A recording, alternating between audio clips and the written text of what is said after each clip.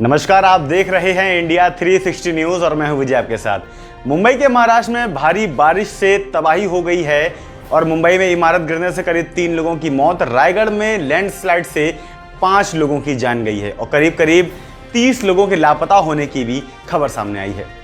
अब भारी बारिश की वजह से महाराष्ट्र के कई जिलों में बाढ़ जैसी स्थिति बन चुकी है। मुंबई से सटे गोवंडी में एक इमारत गिरने से करीब 3 लोगों की मौत हो गई और साथ ही साथ में बताया गया है कि 7 लोग जख्मी भी हुए हैं। घायलों को मुंबई का राजवाड़ी और साइन हॉस्पिटल में एडमिट करवाया गया है और रायगढ़ के कलाई गांव में लैंडस्लाइड की वजह से करीब 30 लोग लापता भी हुए और इनमें से 5 लोगों की मौत बताई गई है। और साथ ही साथ एनडीआरएफ की एक टीम मौके पर पहुंची, लोगों को रेस्क्यू करने के लिए पानी में डूबी सड़कों पर नाव भी चलाई गई। और साथ ही साथ में मौसम विभाग ने अगले 3 दिन के लिए कोंकण, मुंबई और इसके आसपास के जिलों में रेड अलर्ट भी जारी किया है। और इसी के साथ में कोविड-19 के मद्देनजर हिमाचल प्रदेश में 2 अगस्त से दोबारा से खोले जाएंगे स्कूल और 10वीं से 12वीं कक्षा तक के भी स्कूल को खोला जाएगा। हिमाचल प्रदेश सरकार ने कोविड-19 दिशा निर्देशों का पालन करते हुए 2 अगस्त से 10वीं और 12वीं कक्षा तक के स्कूलों को दोबारा से खोलने का फैसला किया है। कक्षा 5 और कक्षा 8 के छात्रों का भी 2 अगस्त से पाठ्यक्रम संबंधी समस्याओं के निवारण के लिए स्कूल जाने की अनुमति होगी और कोचिंग, ट्यूशन और बाकी सभी प्रशिक्षण संस्थान भी 26 जुलाई से खुल सकेंगे।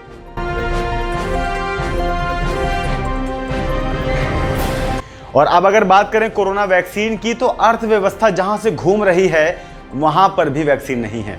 भिवाड़ी इंडस्ट्रियल एरिया में हजारों फैक्ट्री कर्मी लाइन में लगते हैं और लेकिन उन्हें बेरंग लौटना पड़ता है और साथ ही साथ में बताया गया है कि वैक्सीन की डोज भी कम मिल रही हैं। अकेला भिवाड़ी इंडस्ट्रियल एरिया सरकारों को कई हजार करोड़ रुपए सालाना टैक्स के रूप में देता है। अब देश व प्रदेश की अर्थव्यवस्था का पहिया घुमाने वाले मजदूरों को वैक्सीन तक नहीं लग रही। अब आए दिन वैक्सीनेशन सेंटर पर हजारों मजदूरों को लाइन में लगकर वापस लौटना पड़ता है। अब जहां 3 लाख से अधिक मजदूर काम में लगे हैं, वहां के लिए सिर्फ गिनी चुनी ही वैक्सीन पहुंचाई जाती है, जबकि तिजारा में अन्य जगहों पर भिवाड़ी से काफी अधिक वैक्सीन के डोज मिलते हैं और जरूरत के अनुसार वैक्सीन का वितरण नहीं होने के कारण मजदूरों के सामने मुश्किलें हैं। और देश में बीते 24 घंटों में 35,342 कोविड-19 के नए मामले सामने आए और करीब 483 लोगों के संक्रमित होने से मौत भी हुई है। स्वास्थ्य मंत्रालय द्वारा शुक्रवार सुबह जारी आंकड़ों के अनुसार बीते 24 घंटों में देश में कोविड-19 के 35,342 नए केस सामने आए और करीब 483 संक्रमितों की मौत हो गई। और गौरतलब है कि देश में अब तक कुल 3,12,93,062 कोविड-19 के केस मिले हैं और वर्तमान में सक्रिय मरीजों की संख्या 4,05,513 है। और इसी के साथ में संक्रमण के कारण अब तक 4,19,470 लोगों की मौत हो चुकी है। और इसी के साथ में जम्मू कश्मीर में एक बार फिर से आतंकी साजिश नाकाम हुई है। अखनूर में 5 किलोग्राम आईडी के साथ भेजा गया ड्रोन पुलिस ने मार गिराया और सोपोर में लश्कर के 2 आतंकवादी भी ढेर किए गए। जम्मू कश्मीर में अखनूर सेक्टर के कानाचक में पुलिस ने शुक्रवार तड़के एक ड्रोन को मार गिराया, जिसमें करीब 5 किलो के आसपास आईडी बरामद हुआ है। अब ये भारतीय सीमा में 6 किलोमीटर अंदर तक घुसा था और इस तरह ड्रोन के जरिए हमले की बड़ी साजिश नाकाम कर दी गई। और पुलिस का कहना है कि जांच अभी भी चल रही है। और उधर सोपार में सुरक्षा बलों ने 2 आतंकियों को भी मार गिराया और यह एनकाउंटर गुरुवार से चल रहा था। जम्मू कश्मीर में हाल ही के दिनों में एक के बाद एक ड्रोन नजर आए। पिछले महीने 27 जून को जम्मू एयरफोर्स स्टेशन पर ड्रोन से 2 धमाके किए गए थे। अब इस हमले में एयरफोर्स स्टेशन की छत को नुकसान हुआ था और करीब 2 जवान घायल हुए थे। और अब हम आपको वो तस्वीरें दिखाएंगे जहां पर चीन ने पेश करी है दुनिया की सबसे तेज ट्रेन, जो कि 1000 किलोमीटर तय करने में करीब 2.5 घंटे ही लगाती है। चीन ने दुनिया की सबसे तेज ट्रेन पेश की है, जो कि करीब 600 किलोमीटर प्रति घंटे की स्पीड से चलने में सक्षम है और इसी स्पीड से बीजिंग से शंघाई तक की 1000 किलोमीटर से अधिक की दूरी तय करने में सिर्फ इसे 2.5 घंटे लगेंगे। नई मैगलेव ट्रेन ट्रैक के ऊपर हवा में तैरने के लिए इलेक्ट्रोमैग्नेटिक फोर्स का भी इस्तेमाल करती है।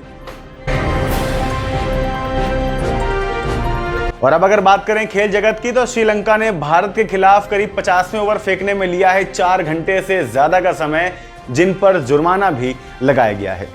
भारत के खिलाफ मंगलवार को कोलंबो में हुए दूसरे वनडे में धीमी ओवर गति के लिए आईसीसी ने श्रीलंका की टीम पर मैच फिक्स का करीब 20% का जुर्माना लगाया है और श्रीलंका ने 50वें ओवर फेंकने के लिए 4 घंटे से ज्यादा का समय लिया था। और साथ ही साथ में श्रीलंका की टीम निर्धारित समय में अपने लक्ष्य से करीब 1 ओवर पीछे रह गई थी।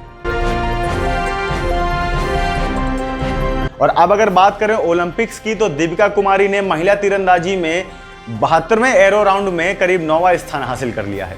और भारतीय तीरंदाज दीपिका कुमारी टोक्यो ओलंपिक में महिलाओं के 72 एरो रैंकिंग राउंड में 9वें स्थान पर रही हैं। उनका पहले हाफ में 334 व दूसरे हाफ में 329 स्कोर रहा। 30 बार परफेक्ट 10 स्कोर किया और कुल 363 अंक हासिल किए। उनका 28 जुलाई को 32वें राउंड में भूटान की कर्मा से मुकाबला होगा, जिन्होंने आज अपना सर्वश्रेष्ठ करीब 616 अंक जुटा लिए हैं। और अब बॉलीवुड में कोविड-19 से संक्रमित हुई हैं अभिनेत्री जेनिफर विंगेट। उन्होंने कहा है कि डाउन हूं लेकिन आउट नहीं। अभिनेत्री जेनिफर विंगेट ने गुरुवार को बताया है कि वह कोविड-19 से संक्रमित हैं और क्वारंटीन में रह रही हैं। 36 साल की अभिनेत्री ने इंस्टाग्राम पर अपने फैंस को सूचित किया कि उनमें लक्षण नहीं है और वह बिल्कुल ठीक हैं। अपनी तस्वीर शेयर करके विंगेट ने लिखा कि डाउन हूं लेकिन आउट नहीं, और आप सभी की दुआओं के लिए बहुत बहुत शुक्रिया। और इसी के साथ में एक्टर गौतम रोडे ने कहा है कि एक बड़ी फिल्म नहीं ये कर पाए क्योंकि ये कोविड-19 से संक्रमित हो गए थे। और अभिनेता गौतम रोडे ने कहा है कि उन्होंने एक बड़ा प्रोजेक्ट खो दिया क्योंकि वे कोविड-19 से संक्रमित हो गए थे। आखिरी बार state of siege temper attack में नजर आए गौतम ने कहा कि सबकी जांच हो रही है, केवल मेरी रिपोर्ट ही पॉजिटिव आई है। बाकी यूनिट और निर्माता मेरा इंतजार नहीं कर सकते क्योंकि शेड्यूल बिगड़ जाता है और इसके लिए मुझे पीछे हटना पड़ा। और इसी के साथ में रणविजय और उनकी पत्नी प्रियंका ने शेयर करी है नवजात बेटे की एक फोटो, नाम रखा है जहानवीर।